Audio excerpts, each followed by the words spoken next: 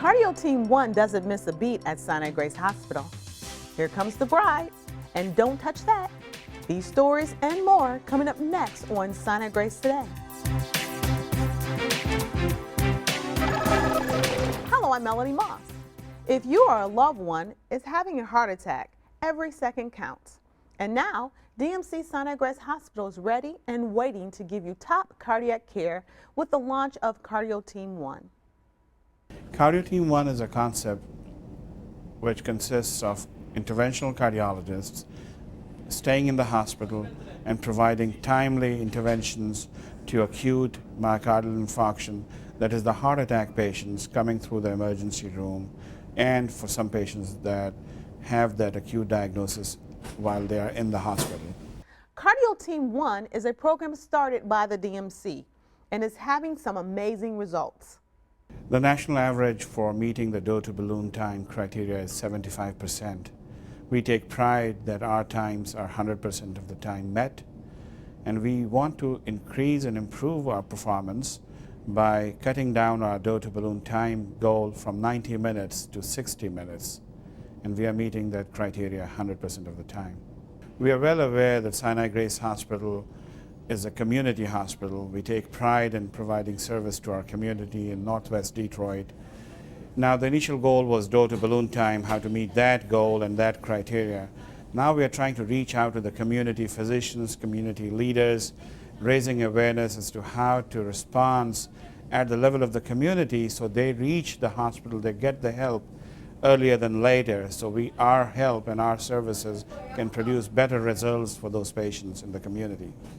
It's not every day that we hear wedding bells at Sinai-Grace Hospital, but earlier this month, Daquetta Martin and Gregory Johnson said "I do" in our chapel. The couple had planned to marry on April the 11th, their 9th anniversary, but their fairy tale wedding got a little off track when Martin was put on pregnancy bed rest and hospitalized. Not wanting this important date to pass them by, they asked if they could have their wedding right here in front of their family and friends. The couple tied the knot and quickly headed back to labor and delivery. Congratulations to the Johnsons.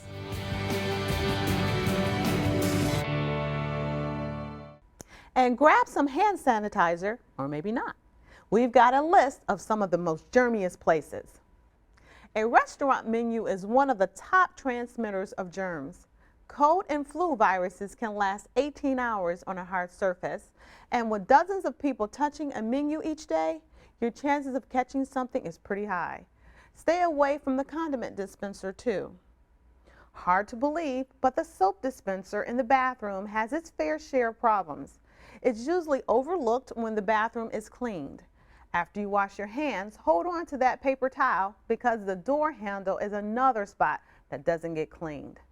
And your doctor's office can be a pool for cold and flu germs. So bring your own books, magazines, and tissues, and believe it or not, pack your own hand sanitizer. Despite its germ-fighting capabilities, the outside of the bottle is downright nasty.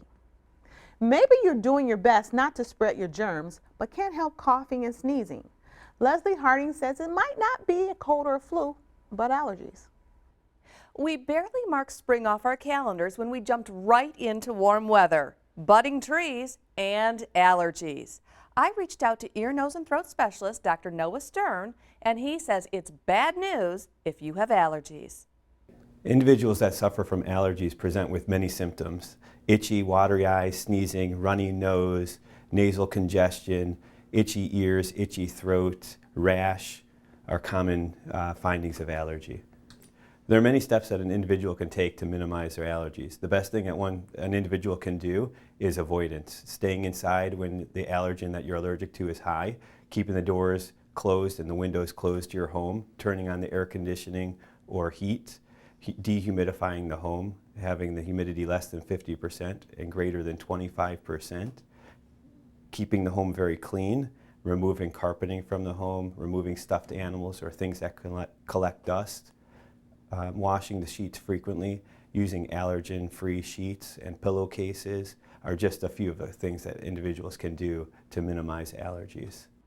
As many as 50 million Americans have allergies, but it's one of the most commonly overlooked chronic conditions.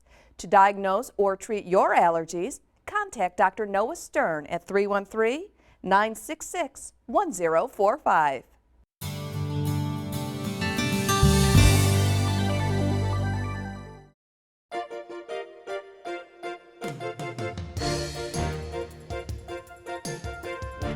Allergies affect your eyes by causing what's called allergic conjunctivitis. People typically call it pink eye in many circumstances, but we'll just discuss pink eye in the context of allergies. Allergies can be caused by things such as animal dander, pollen, or even dust. What happens is patients develop red eyes due to swelling of the blood vessels on the eye. They develop itching, swelling, and other irritation. What we do to treat conjunctivitis in this situation is typically give patients oral antihistamines. Also, topical antihistamines or eye drops for allergies actually helps as well. Patients can also use cool compresses to relieve symptoms, and in very severe cases, we can use steroids.